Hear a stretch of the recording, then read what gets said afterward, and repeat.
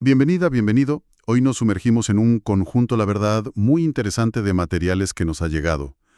Tenemos reflexiones diarias de Ryan Holiday, de Daily Dad y Daily Stoic. Y junto a eso, pues, sabiduría clásica, moderna, citas sueltas y dos textos un poco más, digamos, densos. Uno es La arquitectura del florecimiento humano y otro una guía, cómo ayudar a todos a ser su mejor versión. La pregunta que parece estar detrás de todo esto es, bueno, es profunda. ¿Qué hace falta de verdad para que una persona, cualquiera, no solo funcione, sino que florezca, que alcance su potencial? Nuestra misión hoy es mirar esta mezcla particular de fuentes. No desde estoicismo práctico a guías de desarrollo, análisis casi arquitectónicos. Y ver qué hilos conductores salen de ahí. Queremos entender esos factores clave que a menudo pasamos por alto, ¿sabes? Los que van más allá del talento con el que naces. Entender mejor, pues eso, la influencia del entorno, la necesidad de paciencia, la importancia de vernos como un todo integrado. Vale, pues vamos a empezar a tirar de estos hilos. Si ponemos todo esto junto, ¿qué es lo primero que salta a la vista? ¿Qué conexión ves más clara? Pues mira, lo que resulta muy llamativo es la convergencia tan potente. Tienes ideas que vienen de sitios muy distintos, ¿eh? Ya. La filosofía antigua de los estoicos, con lo de la aceptación, la acción correcta. Luego, psicología moderna aplicada al deporte de élite. Consejos prácticos, casi de manual, para líderes o padres. Y reflexiones más, digamos, abstractas sobre el desarrollo. Y de todo esto sale un mensaje sorprendentemente coherente. Ajá. Nuestro crecimiento, nuestro florecimiento, está súper ligado a los sistemas, a las condiciones que nos rodean. Que no somos islas, vaya. No triunfamos o fracasamos solo por voluntad o talento. El ecosistema importa. Y mucho. Totalmente. Me impactó mucho esa analogía que una fuente coge de Malcolm Gladwell, la de los jugadores de la NBA, Claro. que son atletas, bueno, en la cima del mundo, con un talento brutal. Y a veces necesitan algo tan externo como cambiar de equipo, de entrenador, de sistema de juego, para que ese talento no solo se vea, sino que explote. Rompe un poco con la idea del genio solitario, ¿no? Precisamente. Y a ver, si esto pasa en el deporte profesional, al más alto nivel, donde se mueven millones y se analiza cada detalle, Ya. ¿cómo no va a ser aún más decisivo en el desarrollo de cualquiera? Especialmente en la infancia, la adolescencia o en cualquier aprendizaje. Una de las fuentes lo subraya. Somos increíblemente rápidos poniendo etiquetas. Uf, sí. Este niño no es bueno en mates. Aquel es un estudiante mediocre. Ese empleado no rinde. Y listo. Y ya está, sin pararnos a pensar si el sistema, la clase, la familia, el equipo está hecho para que esa persona pueda dar lo mejor. Es como la metáfora de la semilla, ¿verdad? La que sale en la guía para jóvenes líderes. Esa misma. Una semilla, por muy buena que sea su genética, no va a crecer en tierra mala, sin agua o sin sol. Claro. El potencial está ahí, latente, pero necesita condiciones externas para salir. Creo que aquí ya empezamos a ver esa imagen del jardín que sugiere el texto de la arquitectura del florecimiento, que no somos solo la semilla, somos el jardinero y el jardín entero. Exacto. Y esas condiciones, ese jardín, incluyen cosas súper sutiles que a menudo ni vemos. Piensa en esas claves que menciona una guía sobre cómo corregir. Ajá. La importancia de llamar a alguien por su nombre, para conectar. Usar un tono de voz bajo y calmado para un error, pero uno alto y entusiasta para un acierto. Qué curioso eso del tono. Sí, y evitar esa insistencia machacona, el nagging que dicen en inglés. Uf, sí, desgasta muchísimo. No es solo disciplina, es cultivar un clima emocional, psicológico, donde aprender y crecer sea posible, donde te sientas segura para intentarlo, fallar y volver a empezar. El tono, el momento, la forma, todo eso es el terreno del jardín. Y esto conecta de lleno con otra idea central que aparece en varias fuentes: la paciencia. Totalmente. Volviendo al deporte. Los equipos buenos de la NBA, los que construyan algo duradero, o simplemente sacan lo mejor de sus jugadores, no suelen descartar a un jugador con potencial a la primera. No, claro. Si tiene una mala racha o una lesión, al contrario, invierten más tiempo, analizan qué falla en el sistema alrededor del jugador, buscan soluciones en el entreno, en la táctica, en la química del equipo. No culpan solo al individuo. Es lo que podríamos llamar el paradigma de la inversión paciente. que choca de frente con nuestra cultura de resultados ya, de soluciones rápidas. Sí, la inmediatez. El desarrollo humano, sea físico, intelectual o emocional, casi nunca es una línea recta hacia arriba. Es más orgánico. Tiene sus mesetas, sus aparentes retrocesos, sus brotes de repente. Ya. Un niño puede tener problemas serios con la lectura años y de pronto hacer clic y convertirse en un superlector. Ajá. Y ese cambio rara vez es por un subidón de inteligencia. Suele ser una mezcla de factores. Maduración, encontrar el método bueno, superar un bloqueo emocional o visual que no se había visto. O simplemente que se le dio tiempo. O simplemente eso, que se le dio tiempo sin agobiar. Hay una cita de Zig Ziglar en Los Papeles que lo clava. No cuenta dónde empiezas, sino dónde terminas. Muy buena. Implica una fe profunda en el proceso de crecimiento, en esa capacidad de mejora que todos tenemos, aunque no veas resultados ya. Y una fuente lo dice muy fuerte. Nuestros hijos, o la gente a nuestro cargo, son más valiosos que cualquier jugador de baloncesto. Vaya. Te hace pensar en la responsabilidad y en esa necesidad de invertir con paciencia. Y si abrimos un poco el foco, conectando esto de la paciencia y el entorno con todo lo demás que dicen las fuentes, emerge con mucha fuerza la importancia de la integración. Ajá. No somos compartimentos separados. La cita de Aristóteles que recogen es demoledora. ¿Cuál era? Educar la mente sin educar el corazón no es educar en absoluto. Uf, directo. Nos recuerda que no somos solo máquinas de pensar, somos un todo complejo. Tiene una lógica aplastante, la verdad. Muchas veces, los sistemas educativos o de formación se centran casi solo en lo cognitivo, en lo técnico. Todos los días, gente técnicamente brillante, Sí, pero con problemas enormes para trabajar en equipo, gestionar el estrés, empatizar o tener relaciones sanas. son como árboles muy altos, pero con raíces muy débiles, ¿no? Justo. La reflexión estoica de Séneca, que avisa del peligro de vernos desgarrados por impulsos tremendamente divergentes, Ya. apunta justo a esa necesidad de coherencia interna. Cuando mente y corazón, valores y acciones van alineados, surge la integridad. Esa sensación de totalidad, Entiendo. que es fundamental no solo para rendir bien y de forma sostenida, sino para la satisfacción personal. Los líderes más eficaces, los que inspiran, como señalan los textos de liderazgo, suelen ser los que muestran esa coherencia. Esa integración. Me llamó la atención lo de Steve Jobs, que prefería un home run en lugar de 2 dobles.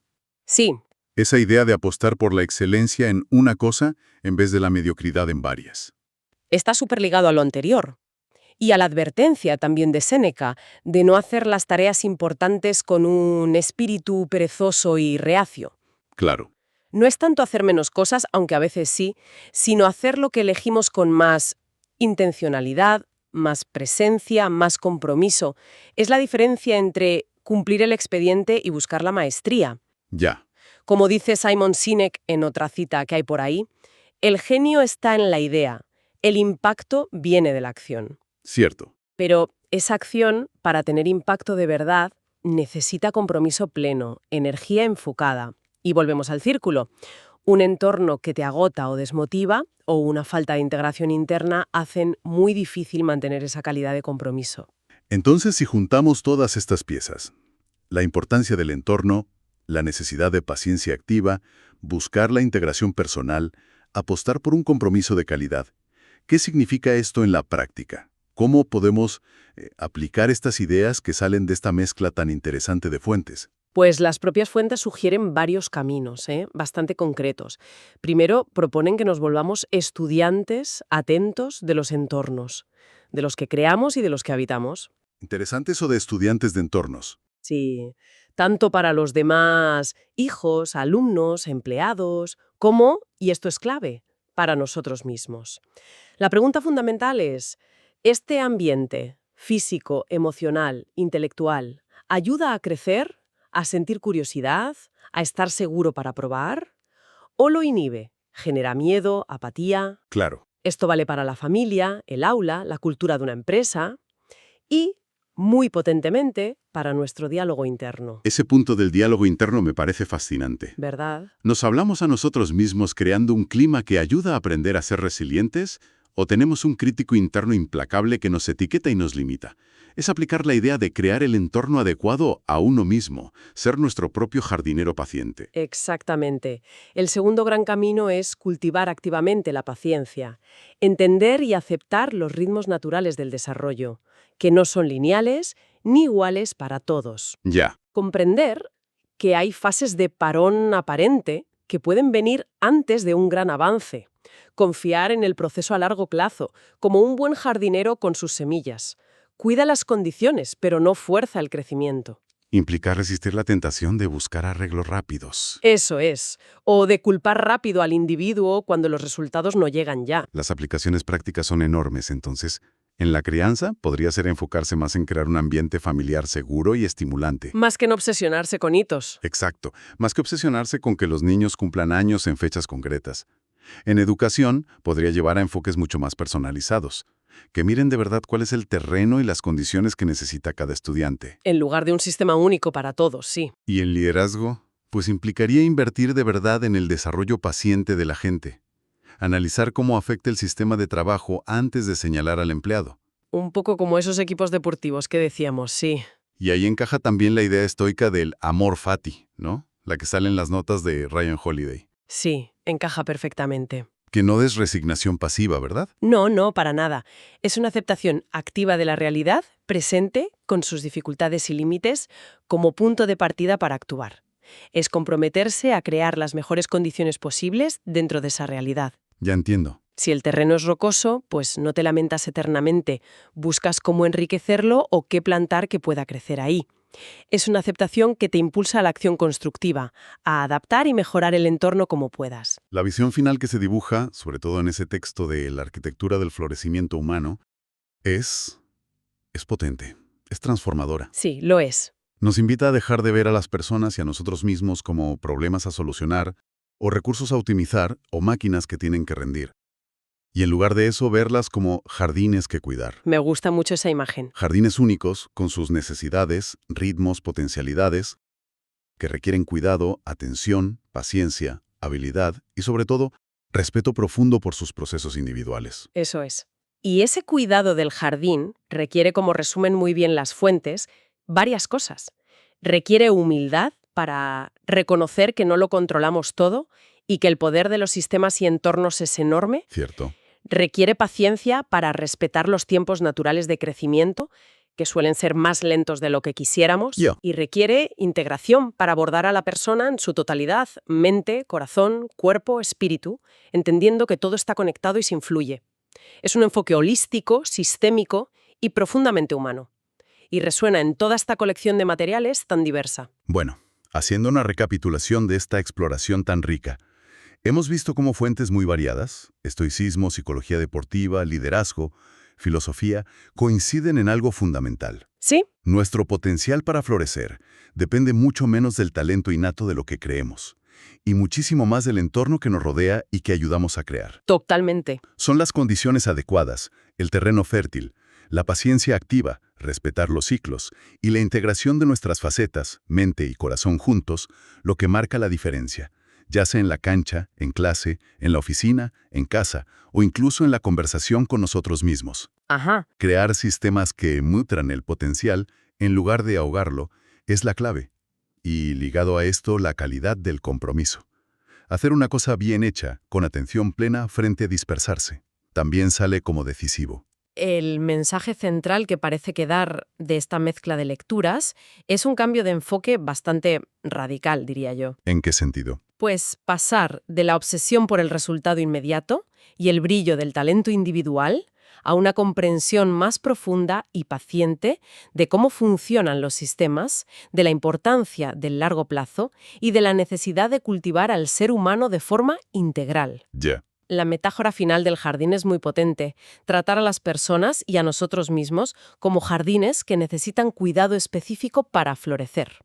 No como máquinas. Exacto. No como máquinas que solo hay que engrasar y poner a producir. Es un cambio de paradigma. Invita a una forma de relacionarnos y entendernos mucho más orgánica, más respetuosa. Entonces, para cerrar esta conversación y dejar algo ahí, resonando, ¿cuál sería una reflexión final? Una pregunta abierta. para quien nos escucha, que salga de estas ideas sobre entornos, paciencia y florecimiento? Pues quizás algo en lo que valdría la pena seguir pensando es esto. Si aceptamos como ciertas estas ideas tan potentes sobre la influencia del entorno y la necesidad de paciencia, Ajá. ¿cómo podría cambiar radicalmente nuestra percepción del fracaso, tanto el de los demás como el propio? Uf, interesante. Podríamos empezar a verlo menos como una sentencia definitiva sobre la capacidad o el valor de alguien Y más como... y más como una señal valiosísima que nos da el sistema, una señal que quizá nos dice que algo en el jardín, en las condiciones, en el método, en el apoyo, necesita ajustarse, Claro. necesita modificarse o enriquecerse para que ese potencial, que sigue estando ahí, pueda por fin encontrar el camino para salir. Ver el fracaso no como un punto final, sino como un dato crucial para rediseñar el entorno. Cambia la perspectiva completamente. Sí, eso abre una perspectiva muy, muy diferente sobre cómo afrontar las dificultades y los contratiempos en cualquier proceso de desarrollo humano.